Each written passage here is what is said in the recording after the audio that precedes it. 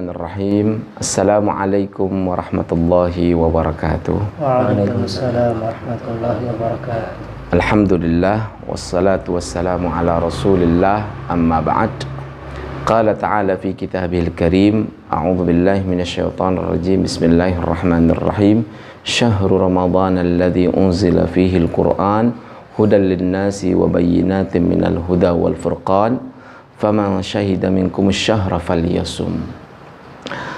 Di tengah bulan puasa kali ini kita diingatkan kembali oleh Allah Subhanahu wa taala bahwasanya bulan Ramadan adalah bulan yang diturunkan di dalamnya Al-Qur'an sebagai petunjuk dan sebagai pembela antara yang hak dengan yang batil.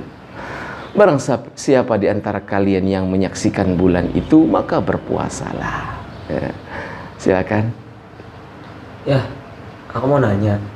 Kan pas bulan puasa gini banyak tuh orang-orang yang buka rumah makan. Apalagi orang-orangnya orang-orang muslim. Itu hukumnya gimana? Boleh apa enggak sih? Itu lagi.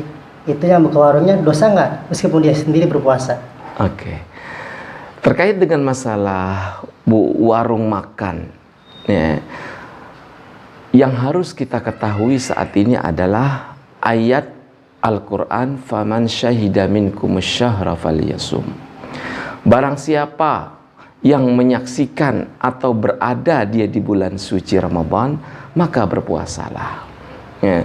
Di sini tentu kita berbicara dengan masalah warung makan, kita akan melihat siapa pemilik warung makan itu. Jika dia seorang muslim, maka keberadaannya sebagai seorang muslim, dia harus menampakkan diri bahwasanya dia itu berpuasa. Karena kenapa? Bulan Ramadan itu dia punya yang namanya al-hurumat. Hurumat itu adalah kesucian yang tidak boleh dilanggar oleh siapapun. Dalam hal ini Al-Imam Ramli dalam kitab Nihayatul Muhtaj mengatakan hirmatu bai'it ta'ami lil kafir fi syahri Ramadan. Mengharamkan seorang muslim menjual makanan kepada orang kafir di tengah-tengah bulan Ramadan.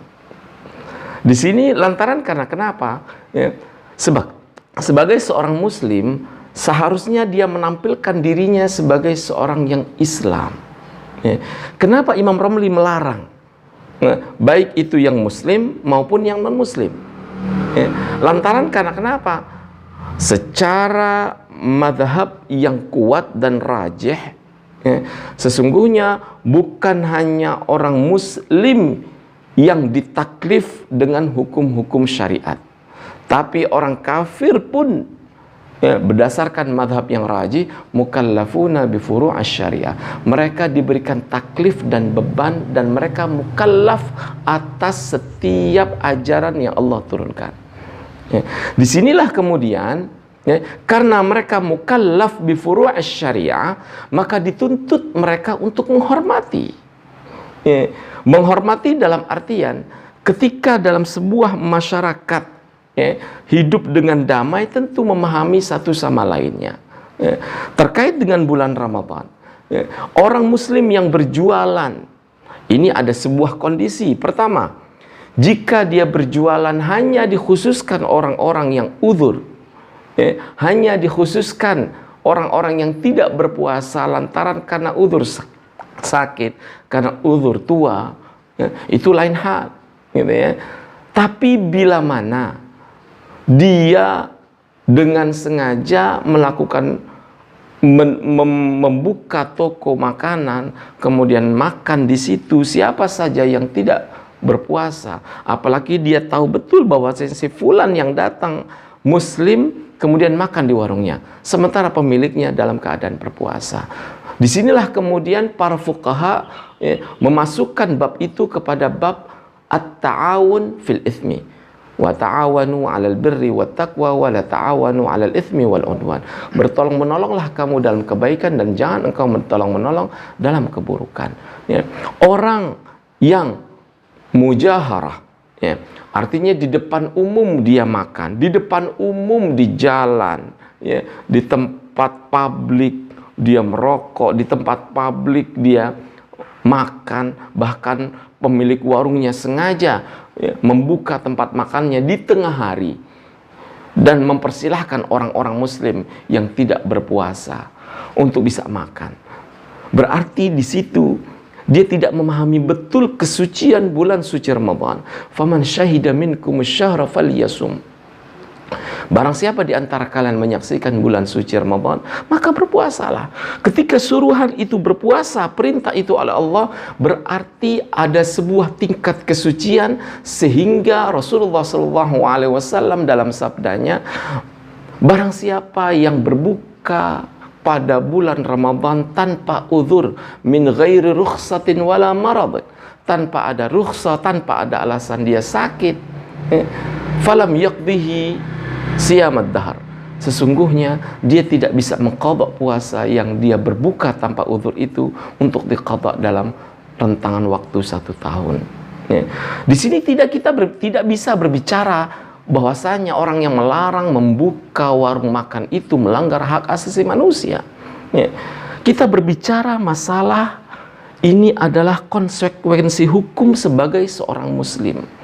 Ketika Allah sang pencipta sudah menentukan rukun Islam, salah satunya adalah berpuasa, maka dia harus menjalani apa yang disebut sebagai ajaran yang harus diamalkan, bukan lagi kemudian dibenturkan dengan hak asasi manusia.